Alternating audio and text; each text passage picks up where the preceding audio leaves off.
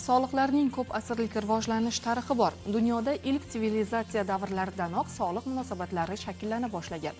Soliqlar nafaqat bugun, balki o'tmishda ham davlat iqtisodiyoti va davlatchilikning mustahkamlanishida muhim ahamiyat kasb etgan. Soliqlar tarixi haqida yana nimalarni bilish mumkin? Hozirgi lavhamiz shu haqida.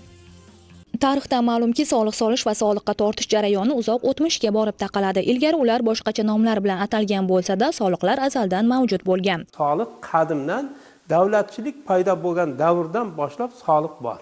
Soliq orqali o'sha xazina boyigan, soliq orqali lashkarni quvvatlantirilgan. Masalan, eng qadimgi soliqlar qadimgi Misrda, qadimgi ikki daryo oralig'i Bobil hududlarida mavjud bo'lgan bo'lsa, ana shulardan bitta eng bizgacha saqlanib qolgan hujjatlardan bittasi bu Hammurabi qonunlari sanaladi. Amir Temurning soliqlar tizimi bu nihoyatda bir adolatli, nihoyatda bir chiroyli, nihoyatda bir mustahkam soliq tizimi bo'lgan.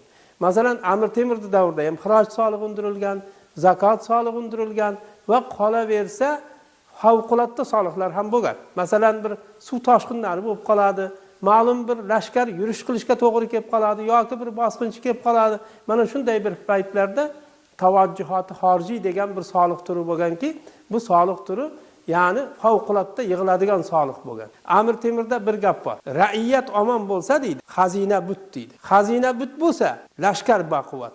Lashkar baquvvat bo'lsa, saltanat bardavom. Bugungi kunda ham soliq tizimi mamlakat iqtisodiy barqarorligining asosiy ustuni hisoblanadi. Surxondaryo viloyatida soliq to'lash intizomining kuchayib borayotgani aholi va tadbirkorlar orasida soliq to'lash madaniyati yuksalayotganidan dalolat beradi. Joriy yilning yanvar-oktyabr oylarida Surxondaryo viloyati soliq to'lovchilari tomonidan jami 3 trillion 80 milliard 66 million so'm soliq to'lanib, belgilangan prognoz reja 55 milliard 378 million so'm ortig'i bilan bajarildi va o'tgan yilning mos davriga nisbatan 118,1% o'sishga erishildi. Ma'lumki, soliqlar qonuniy asosda davlat budjetiga yo'naltiriladi va xalq manfaati yo'lida qayta taqsimlanadi. Birgina Surxondaryo viloyatida 2025-yilning shu davriga qadar 27 ta yangi maktabgacha ta'lim tashkiloti, 60 ta yangi poliklinika, 37 ta sport obyekti, 35 ta yangi maktab bunyod etildi. Shuningdek, o'ndan 2 kilometr yangidan gaz tarmog'i tortildi. 730 o'ndan 2 kilometr elektr tarmoqlari yangilandi. 1500 o'ndan 6 kilometr ichki yo'llar ta'mirlandi. 324 o'ndan 2 kilometr toza ichimlik suvi tarmog'i yangidan o'tkazildi.